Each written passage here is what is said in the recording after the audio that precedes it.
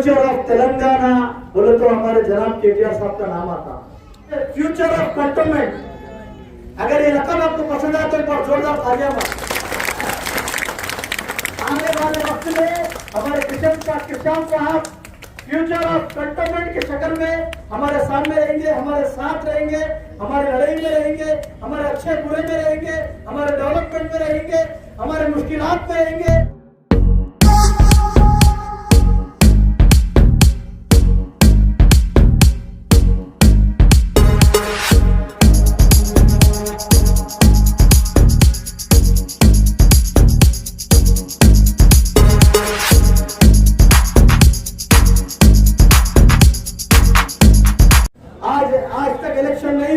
Election को अगर रुका चाहिए तो उनकी बदौलत, हमारे किसान साहब की बदौलत है। एक ही लड़े कि हमारी आवाम का हो उनको दीजिए या फिर इस इलेक्शन को रोक दीजिए। पिछले 4 बार से हमारे किसान साहब यहाँ पे एमएलए को खड़ने के लिए काफी बार जो है सो हमारे किसान साहब जदोजहद करे। किसी न किसी वजह से, एक बार सायन का इंतकाल हो जाने की वजह से, एक बार जो है सो हमारे लासिया मैडम का इंतकाल होने की वजह से उनकी बहन को देना पड़ा, सायन का इंतकाल होने की वजह से उनकी बेटी को देना पड़ा, 2014 में किसी और को देना पड़ा। तो लेकिन फिर बाई इलेक्शन में उनकी बेटी को देना हुआ, लेकिन 5वीं बार आने वाला हमारा नेता, कंटोनमेंट का एमएलए, डायनेमिक लीडर मन्ने किसान साहब होना चाहिए। 35,000 लोगों का वोटा निकाल लिए, जिनमें से आप सब लोग भी है।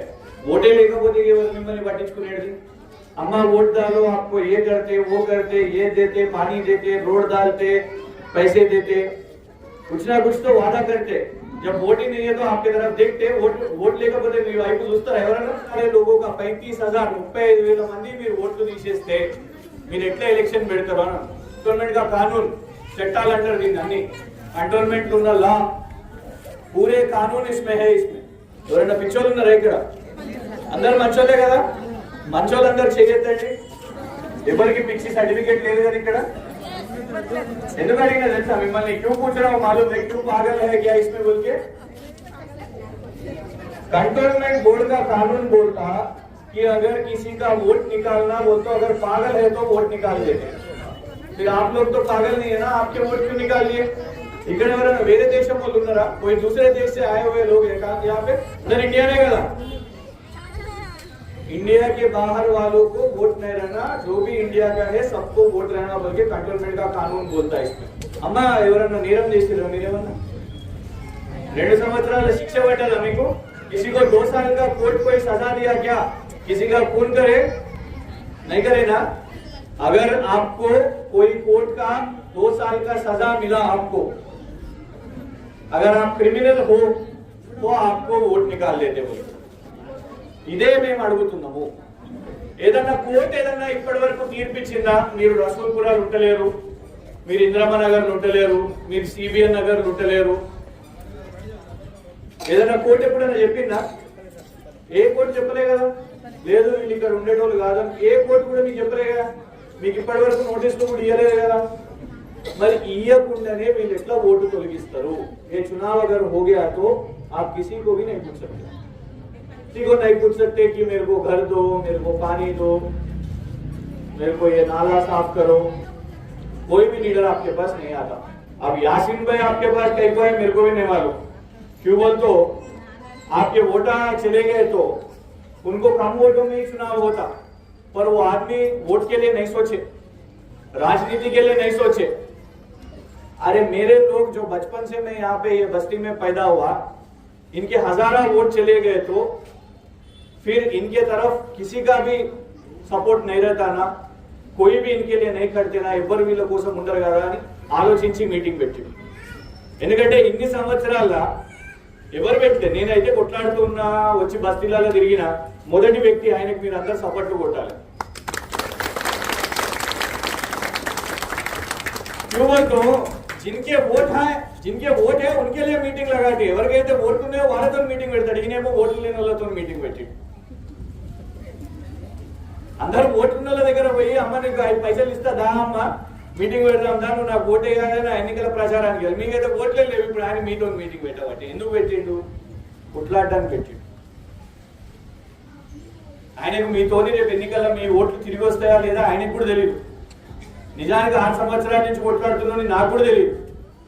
మేమే కొట్లాడుతున్నాం. కోర్టుకు పోయినాం, ఆపినాం, కోర్టు ఒప్పుకున్నది. అప్పుడు ఇప్పుడు మళ్ళా ఎలక్షన్స్ వస్తున్నాయి. నేను సుఖంగా ఉన్నా. పోయింది మీది. కోర్టు నన్ను అడుగుతుంది, నీ ఓటు పోయలేదు కోర్టు ఏమడుగుతుందంటే, బాబు మరి నువ్వంటే రాజకీయ నాయకుడివి, నువ్వు రాజకీయం కోసం అడుగుతున్నావు కావచ్చు అని అనుకుంటాను. ఎందుకంటే నీకైతే ఇబ్బంది లేదు కదా. మరి మీలో ఎవరైనా వస్తారా ముందుకి? వస్తారా? కోర్టు దాకా తిరగాల్సిన అవసరం లేదు, దానికోసం వకీలు చూసుకుంటాడు. కానీ మీరందరూ మీ ఓట్ల కోసం మళ్ళీ ఇల్లు రాసిపించుకుంటున్నాడు అనుకోకండి. మీ ఇల్లు ఎవరు రాపించుకుంటలేదు, కోర్టు కేసు కోసం మాత్రమే. సరేనా? ఆ కోర్టు కేసు సంబంధించి అవన్నింటినీ కూడా వకీల్కి చెప్పి రేపు ఆ ఎలక్షన్, ఎందుకంటే ఇంకొకటి ఏంటంటే, సరే పాపం యాసిన్ భాయ్ అంటే భయపడుతున్నాడు ఆయన. కొన్ని ఎన్నికలు మళ్ళీ వచ్చేస్తే పోయేటట్టున్నాయి, ఓట్లు పోతే అన్న మీరు తొందర చేయాలి. కొన్ని రోజుల నుంచి ఇంటింటా తిరుగుతున్నాడు, వీడియోలు చేపిస్తున్నాడు, ఎంఆర్ న్యూస్ అందరికి పంపిస్తున్నాడు, కష్టపడుతున్నాడు. నేనన్నా ఎలక్షన్ వస్తుందో రాదో, 10 సంవత్సరాల నుంచి ఎలక్షన్ 5 సంవత్సరాలకు రావాలి. మన కంటోన్మెంట్ లో 10-11 సంవత్సరాల నుంచి ఎలక్షనే లేదు.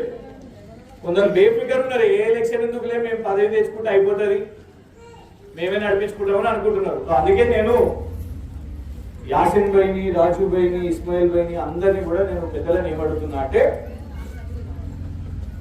వీళ్ళని మనం ఊపుకే రోడ్డు మీదకి తెలియము. వీళ్ళు వాళ్ళందరూ కూడా వాళ్ళ పనులు చేసుకుని వాళ్ళు ఇక్కడికి వచ్చేది.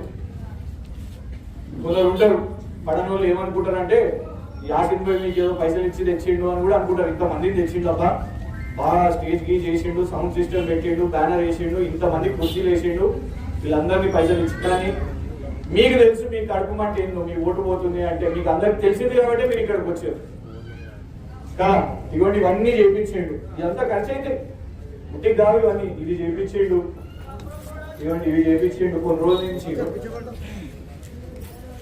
ఆయన ఇంత డబ్బు ఖర్చు పెట్టి ఇదంతా కూడా చేసిండు, మిమ్మల్ని అందరికీ చైతన్యం తీసుకొని వచ్చిండు అని అంటే, ఇంకోసారి ఊరుకోకే మాత్రం ఇది వద్దు. ఇక కోర్టులో తెలుసుకోవాలి మనం, అంతే కదా. కోర్టులో తెలుసుకొని ఈ ఎలక్షన్ అయితే మీకు న్యాయం జరిగితేనే ఎలక్షన్ కావాలి అన్నట్టు ఉండాలి మనం.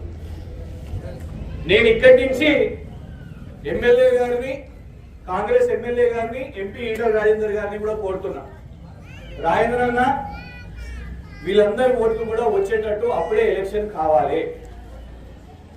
ఎమ్మెల్యే గారు కూడా మరి గతంలో మేము ధర్నా చేసినప్పుడు ఆయన కూడా ఒకసారి మాట్లాడినట్టున్నాడు. ఇప్పుడైతే ఆయన అధికారంలో ఉన్నాడు, సో వాళ్ళకు కూడా మాట్లాడే బాధ్యత ఉన్నది. ఈ మొత్తం కంటోన్మెంట్ ఓట్లే, మొత్తం కంటోన్మెంట్ అసెంబ్లీలో ఓట్లే నాకు తెలిసి 2,50,000. 2,50,000 ఒక పావు వంతు 35,000 గాయమైపోతే ఎట్లుంటుంది చెప్పండి. ఇంకోటి చెప్తా మీకు, విచిత్రం ఏంటంటే 2,50,000 కంటోన్మెంట్ లో ఓటింగ్ పడేది ఎప్పుడు 50% కదా, 50%, 50% పడుతుంది. అంటే 2,50,000 సగం అంటే ఎంత? 1,25,000. 1,25,000 35,000 అంటే 1/4, ఒక పావు మందం తీసేస్తాం. మీరే కదా ఓట్లేసేటోళ్ళు. పొద్దున ఓటింగ్ కాగానే మా కాలనీలో ఫీల్ అవుతారు కావచ్చు, వాళ్ళు తక్కువ వస్తారు, కానీ ఎక్కువ మాత్రం మన బస్తీల నుంచే కదా పోయి ఓటు వేయడానికి పోయేది మనం. ఆ రోజు తూచా తప్పకుండా అందరూ పోయి ఓటింగ్ చేస్తారు. మరి ఆ పావునే తీసేస్తే, ఒక గుండెలో సగం మన పావును కోసేస్తే బతకగలుగుతామా? అట్లనే కంటోన్మెంట్ లో ఓటింగ్ చేసే పావుని తీసేద్దామని అంటున్నారు. ఇట్లా ఒప్పుకోవచ్చా మనం? ఒప్పుకోవచ్చు కదా, కొట్లాడడం కదా. ఇవాళ అది చెప్పడానికే ఇవాళ వచ్చినాం. వకీళ్ళని కూడా మేమే చూసుకుంటాం, ఎవరికి పైసా ఖర్చు ఉండదు, రూపాయి ఖర్చు ఉండదు. ఇంకోసారి మిమ్మల్ని ఇబ్బంది కూడా పెట్టాం. నేను వాస్తవానికి మళ్ళీ కంటోన్మెంట్ బోర్డు దగ్గర పోయి ధర్నా కూడా చేయాల్సిన పరిస్థితి రాదు కావచ్చు. ఫస్ట్ అయితే కోర్టులు వేద్దాం, కోర్టులు వేసి ఇదంతా కూడా తేల్చేటట్టు ప్రయత్నం చేద్దాం. మీరు నాకు చేయాల్సిన పని ఒకటే, మీరు అనొచ్చు కోర్టులు వేయడానికి మీరు మమ్మల్ని అందరినీ ఎందుకు పిలిపించారు. మేము ఎన్నిసార్లు చెప్పినా కూడా చాలా మందికి ఇంకా కూడా ఇది 10 మందికి చెప్పాలని వాళ్ళకి తెలియదు. మీరు ఇంటింటికి తిరుగుతూ ఉంటారు, పని చేస్తూ ఉంటారు, 10 మందితో మాట్లాడుతూ ఉంటారు, వాళ్ళతో చెప్పండి మీరు అదంతా. ఎందుకంటే మేము గతంలో ఇంటింటికి తిరిగినాం,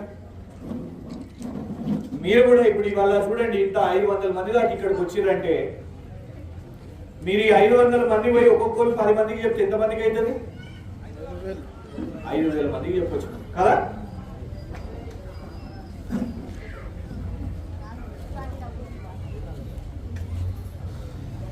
అట్లా మా పని ఈజీగా అవుతుంది.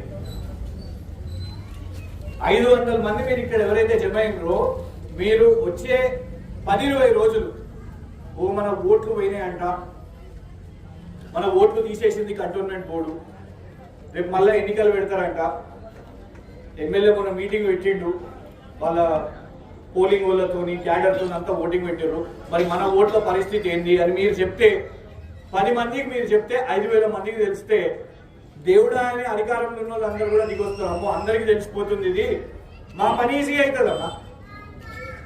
ఇప్పుడు 500 మందిని మీరు అరేంజ్ చేసారు, మేము వచ్చి చెప్పినాం. ఈ 5,000 మందిని కూడా పిలిచే ప్రయత్నం చేసిండు ఆయన, కొన్ని రోజుల నుంచి నడిపిస్తున్నాడు యూట్యూబ్ల ద్వారా, మీడియా ద్వారా. సరే ఇబ్బంది అయిన వాళ్ళు రాలేకపోయారు, ఇబ్బంది చేసుకొని కొందరు వచ్చిన వాళ్ళు ఉన్నారు. మీరు ఈ 10 మందికి చెప్పి 5,000 మందికి ఈజీగా వెళ్ళిపోతే మిగతా వాళ్ళందరూ కూడా జాగ్రత్త పడతారు. ఇంకొందరు ఎట్లుంటారు అంటే నాదేం లేదు, నా ఓటు ఉన్నది అని అనుకునేటోళ్ళు ఉంటారు.